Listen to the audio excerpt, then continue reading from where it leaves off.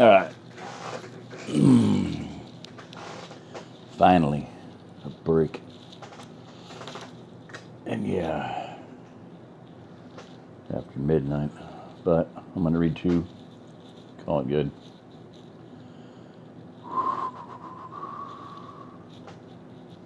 Come on, get in there. I don't know why it does that. That's a little loose. I need to fix that. All right. Certamen Eternus, Part 1. That means the eternal contest. Good against evil.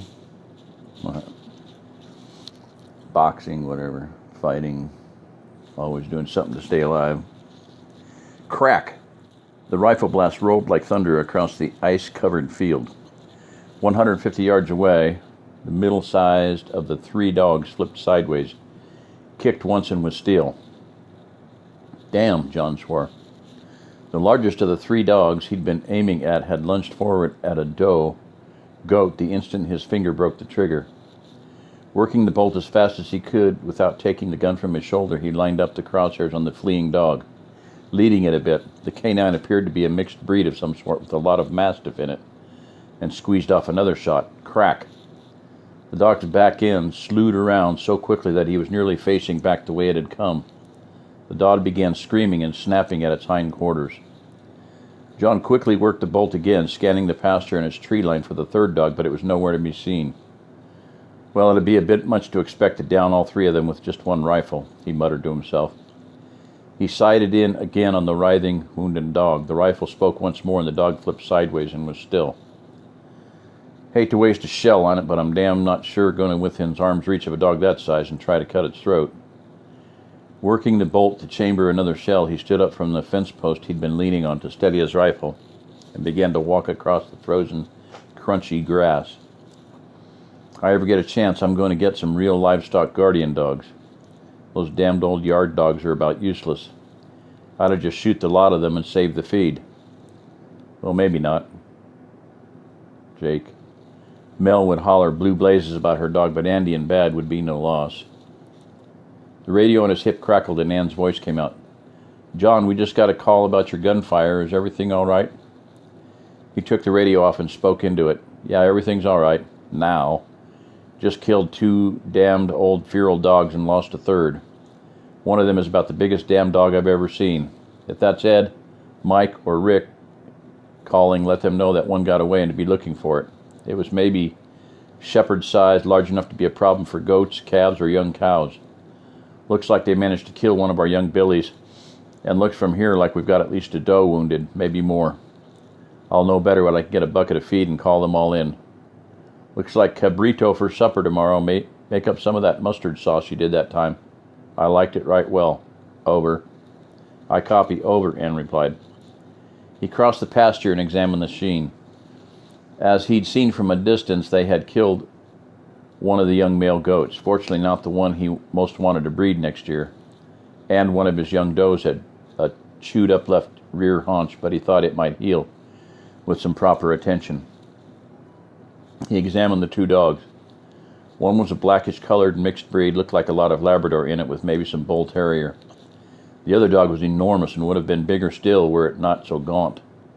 Reckon that explains why you lasted so long, John said to the cooling carcass. You're big enough to whip almost any challenger, and big enough to take down cows by yourself.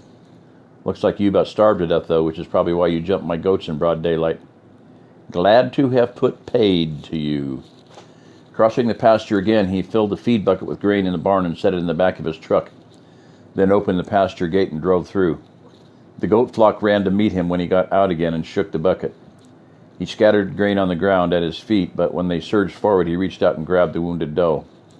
With a quick motion, he bound her feet and laid her in the back, then picked up the dead billy and the 2 dogs and put them in back as well. Driving back through the gate, he stopped outside the barn and picked up the radio. And ask one of the girls to come out and help me with this goat. She's going to need doctoring. The clouds were darkening and settling lower, so that once the grain had been consumed, the rest of the flock began to drift towards the barn. A moment later, Brittany came out and walked across the yard toward him. Mel and Heather are making a cake. I said I'd come and help. The man reached into the back of the truck and picked up the dough. Okay, he said. Blood going to bother you any? No, sir, the girl replied. Good. Let's get her inside where it's warmer. She's acting a little shocky. They went into the barn over to the milking area. This'll do. The stand's clean and we've got water. Get that pan over here and run to the house and fill it about a quarter full of hot water, then come back here. Okay, Brittany said, picking up the pan and disappearing out the door. John began to gently probe the wound. Speaking to the goat that watched him with big eyes, he said, not as bad as it first appeared. We'll clean this out, pack it with some antibiotic goo, and put in a few stitches, and you should be okay in a few days. Waiting on Brittany to return, he went into the feed room to get the rest of his necessary gear. By the time he'd gathered it all, she'd returned with a pan of steaming water and set it down on the stand. He looked into the pan and said, that's just what I wanted. He picked it up and ran some cold water from the tap into it until it was just cool enough that he could put his hands into it, then ran in some disinfectant soap. He dipped in a soft, bristled brush and began to gently scrub the wounded area. The goat baaed loudly. Quickly finishing, he rinsed the wound with some cool water and said, the blood made it look worse than it is. Britt, open that tube of goo there and squeeze a gob out on my finger here. The girl picked up the vet med, took off the cap, and squeezed a large glob out onto his finger. He gently rubbed it into the wound, and the goat subsided somewhat in her struggling. He picked up a small curved needle already threaded with some plain cotton thread and told Brittany to squeeze some more ointment onto his finger. When she'd done what he'd requested, he ran the needle and thread through the ointment until it was all coated. He began suturing up the wounds, not very neatly, but closing the gaps well enough for them to heal. This is really Lisa or Luke's department, he said to the wide-eyed girl, but they're both in town until tonight. I'm too big-figured and clumsy to do neat work, but it should get the job done nevertheless. How about while I'm finishing here, go over to that last stall there on the left and put down some clean, fresh bedding, then fill a water bucket and hang it inside. We'll keep young Miss Goat inside for a few days until we can see if the wound's going to heal proper or not. If it goes and gets infected, then we'll have to see if Lisa or Luke can physic a goat, as well as they can a person. Brittany went off to find a pitchfork and prepare the stall as John tied off his last suture, then began to coat the wound outside with ointment. With that finished, he cleaned up in the pan of soapy water, then poured it down the sink and cleaned up the general area. The girl was hanging the water bucket as he finished, so he took the goat over and untied her, then shut the stall gate. She went to the water bucket and began to drink. Good, he said. Must not be too shocky then. He filled the hay rack and said to Brittany, I reckon that's it then. I'll take care of the rest in the truck. He stood for a moment examining the two dog carcasses before deciding that both of them were too poor and gaunt, looking to be worth skinning for their pelts.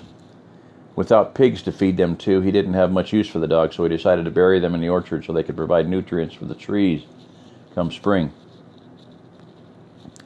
Taking out his pocket knife, he began to skin the young goat and soon had it out of its skin. It was damaged to the point where there didn't seem to be much point in trying to tan it, so he threw it onto the dogs along with the guts that they wouldn't be eating. He put the rest back into the rib cage of the skinned carcass and took it up to the back porch where he kicked the back door with his boot. Heather came to the door and he said, get a big pan out of the pantry for me to put this into. Anne will know what to do with it. I've got to dispose of the waste and clean up. After a moment, the girl came back with the pan and he put the meat into it and shook it off into the kitchen. She took it off into the kitchen. He came inside long enough to wash his hands with warm water and dry them, then went back outside to the truck. Gas was still in short supply, so he decided against driving to the orchard. So he fetched a wheelbarrow from the workshop and loaded up the carcasses, skins, and guts, along with a spade, and crossed the yard.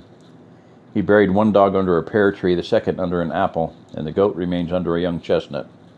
Crossing the yard again, he screwed a hose onto a tap and washed the wheelbarrow, and then upended it under the eaves to dry. His hands were going numb from the cold and wet, so he decided to go into the house. All right.